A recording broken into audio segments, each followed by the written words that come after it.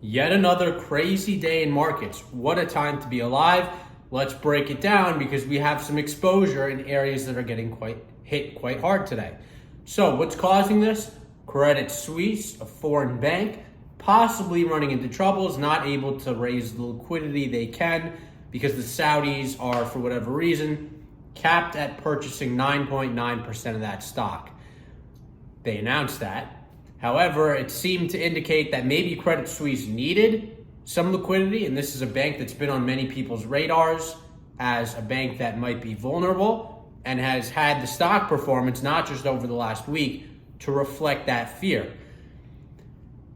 However, let's take a bigger picture on things. This is a one individual issue, obviously SVB, but what is the bigger issue with regards to the banks, and the more important thing, is that the US government has essentially guaranteed all deposits.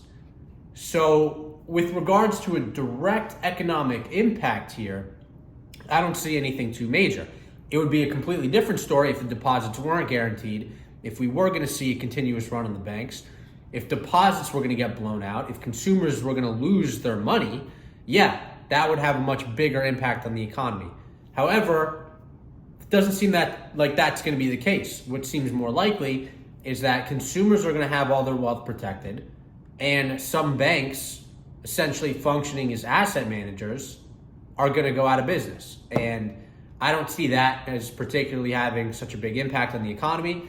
I get it. Some banks might tighten their lending requirements. They might lend a little bit less, but that is all part of the Fed's greater scheme of economic tightening. So I actually think that would be a positive thing for the markets, for what the Fed is trying to get the economy to do. However, I'm not necessarily seeing indications of that. I'm still seeing ads for lending refinance, and that, banks and credit unions trying to refinance people on this dip means that they just want the customer. They just want to lend out the money. So I think there's plenty of money still around for people who want to get it. And the Fed is ultimately trying to get people to borrow less by increasing that interest rate. However, like I said, the deposits are guaranteed. So we have seen a tremendous move in the price of oil, more than 15%, from 80 to roughly 65 and change today. That is a tremendous move, all on this banking crisis. That, in my opinion, is not justified. Why is it not justified? Because the deposits are safe. I get it, some lending might occur, or some lending tightening might occur, but this is not anything out of the ordinary of what we expected from Fed tightening. And yes, it'll have an effect, but it's not gonna have a massive effect. We also know the shift back to working in the office is occurring. So I would argue there's plenty of reasons for oil demand to remain strong. In past recessions, we've seen a spike in oil just before the recession occurs because the economy is booming at the peak. Oil prices are going up a lot, and producers need to produce more, so they invest in new production. Then the recession occurs, and just as the recession is occurring and there's a slight decline, it's never a big decline in oil, as far as I'm aware. If you go to the 2008 recession, yes, oil declined, but it was only a slight decline in consumption. But there's a lot of production that comes online just as that downturn is occurring, and there's not continuous demand growth, consumption growth. The difference between that recession, the 2008 recession, and this recession is that there wasn't a massive influx of new production. So it's a different dynamic. And let's not forget, the price of oil is down like roughly almost 50% from the peak. Yes, it has a lot to do with the SPR release, but I would argue that a lot of fears around tightening, a lot of paper traders who trade the contract don't necessarily take delivery. They have participated in this trade, in this movement already. So I think the move today is a possible bottom. If I had to call a bottom, if I am forced to do that, I'll be calling the bottom here.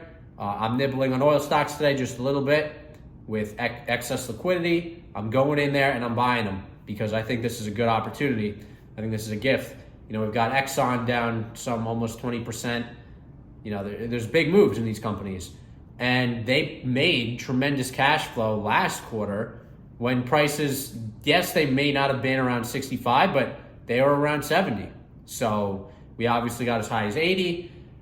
They might not make as much this quarter unless we see something tremendous in the next couple of weeks, which I don't necessarily expect. But I don't think this is a catastrophic issue for the oil companies. I think they are very lean, very cash producing, and very well positioned to continue to do well.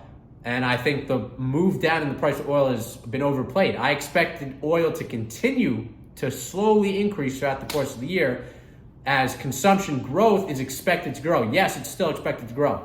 Atlanta Fed GDP, it's positive. Goldman Sachs revising down its GDP, still positive. China GDP, quite positive. So we might get a slowdown. I'm not ruling that out. That's supposed to happen. That's very well calculated, very well assumed. However, I don't think it's going to have a significant impact on oil consumption in the negative direction. It might not grow as much this year, but I don't think it's going to go in the negative direction.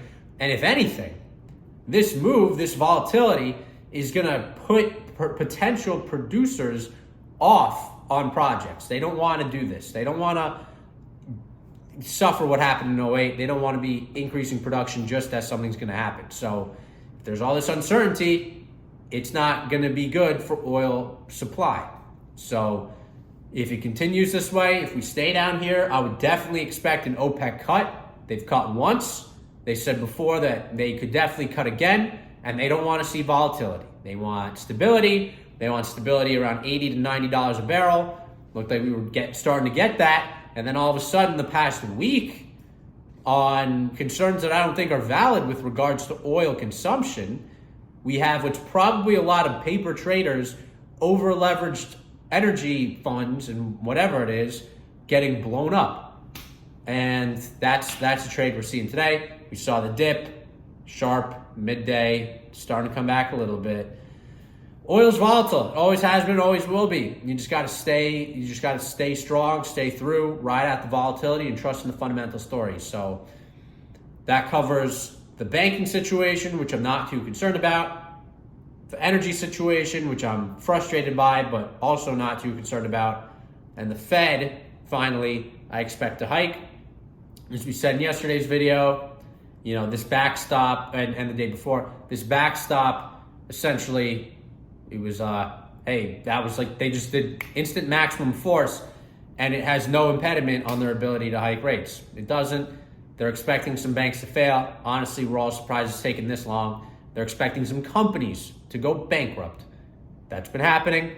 That was happening before Powell spoke. It was something like in February, the most bankruptcies since 2009 or something like that. So none of this is a surprise to the Fed. They know what they're doing. They're hiking interest rates. That's making bonds come down. They see the whole picture, and they're not surprised. They've given the backstop to depositors. They're going to let mismanaged banks go out of business. That's just normal. That's just nature. That's the nature of the market. So that's today's video. And until next time, peace out.